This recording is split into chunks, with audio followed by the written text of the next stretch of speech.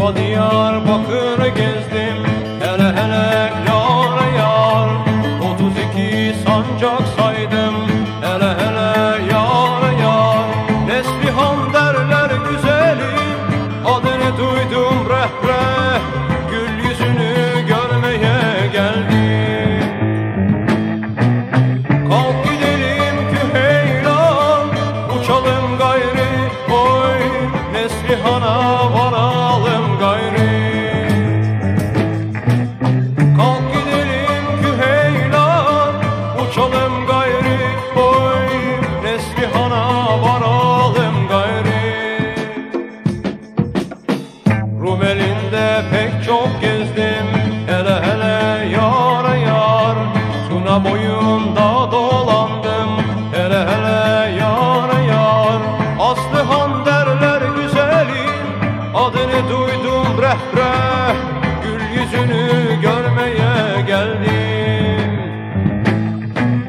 Kalk gidelim Küheylan, uçalım gayri oy. Aslıhan'a varalım gayri. Kalk gidelim Küheylan, uçalım gayri oy. Aslıhan'a varalım gayri.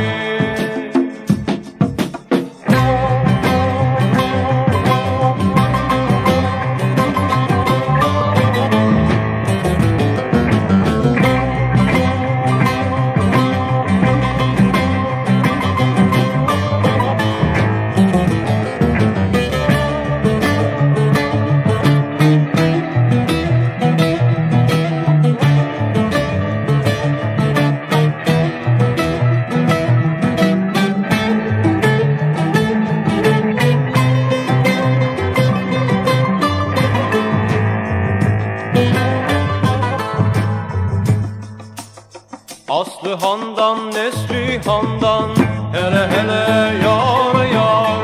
Ayda gelmez bey kızından, hele hele yar yar. Barış böyle belledi, bir çaldı bin bir söyledi. Siz de böyle söyleyin haydi. Kalk gidelim Küheylan, uçalım gayri oy. Sen bana dön, ben sana gayri.